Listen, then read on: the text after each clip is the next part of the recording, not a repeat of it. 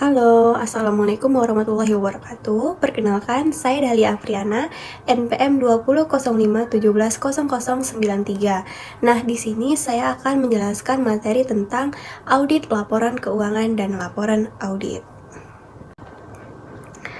Pokok pembahasan yang pertama yaitu mengenai audit laporan keuangan.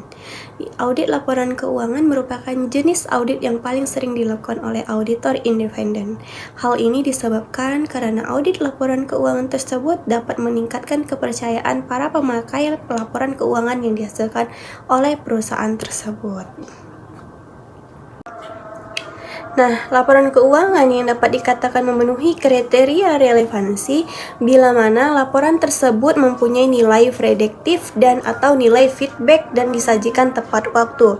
Apabila laporan dapat dikatakan memenuhi kriteria dapat dipercaya atau reliabilitas, bila mana laporan tersebut dapat diuji netral dan jujur. Para pemakai pelaporan keuangan melihat laporan auditor independen untuk memastikan bahwa laporan keuangan yang diaudit telah memenuhi kedua kriteria tersebut. Yang pembahasan kedua yaitu ada dalam buku Halim 2001 menyebutkan ada 4 alasan mengapa audit atas laporan dibutuhkan. Karena adanya perbedaan kepentingan, konsekuensi, kompleksitas, dan keterbatasan akses atau remoteness. Yang ketiga, kita masuk ke pemisahan tanggung jawab manajemen dan auditor. Perbedaan utama tanggung jawab manajemen dan auditor adalah manajemen itu bertanggung jawab atas pembuatan dan isi laporan keuangan yang dimuat dalam asersi atau pernyataan manajemen. Nah, sedangkan auditor independen bertanggung jawab untuk memberikan pendapat mengenai kewajaran laporan keuangan yang dihasilkan oleh manajemen.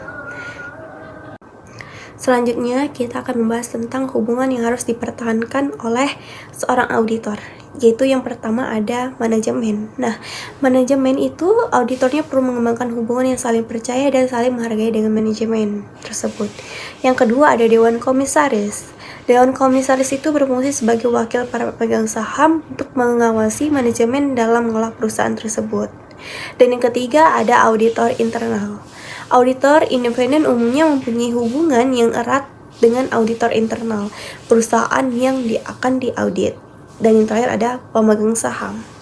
Pemegang saham mengandalkan laporan keuangan auditor untuk memastikan bahwa manajemen telah melaksanakan tanggung jawab kepengurusan perusahaan dengan baik. Jadi auditor mempunyai tanggung jawab penting pada para pemegang saham sebagai pemakai utama laporan audit.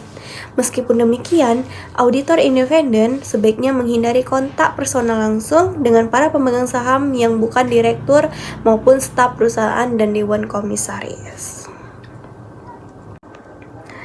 Yang pembahasan terakhir yaitu mengenai hubungan antar akuntansi dan auditing. Auditing adalah cabang dari ilmu akuntansi. Memang auditing dan akuntansi itu berhubungan erat. Seorang auditor harus menjadi seorang akuntansi. Tetapi bukan berarti harus belajar akuntansi terlebih dahulu daripada auditing.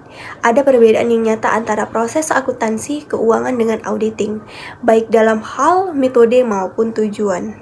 Kalau dalam hal metode, akuntansi mencakup pengidentifikasian transaksi atau kejadian yang mempengaruhi entitas. Setelah diidentifikasi, item tersebut diukur, direkam atau dicatat, dikualifikasi, dan diringkas dalam catatan akuntansi. Hasil akhir proses akuntansi adalah laporan keuangan.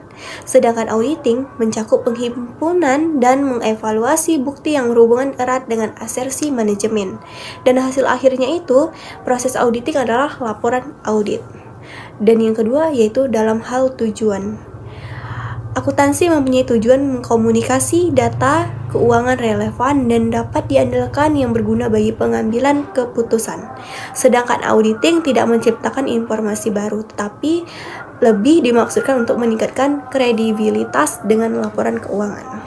Jadi akuntansi mempunyai struktur yang bersifat konstruktif, sedangkan auditing mempunyai struktur yang bersifat analis. Sekian penjelasan saya mengenai audit laporan keuangan dan laporan audit. Apabila ada kesalahan, saya mohon maaf. Saya tutup dengan wassalamualaikum warahmatullahi wabarakatuh.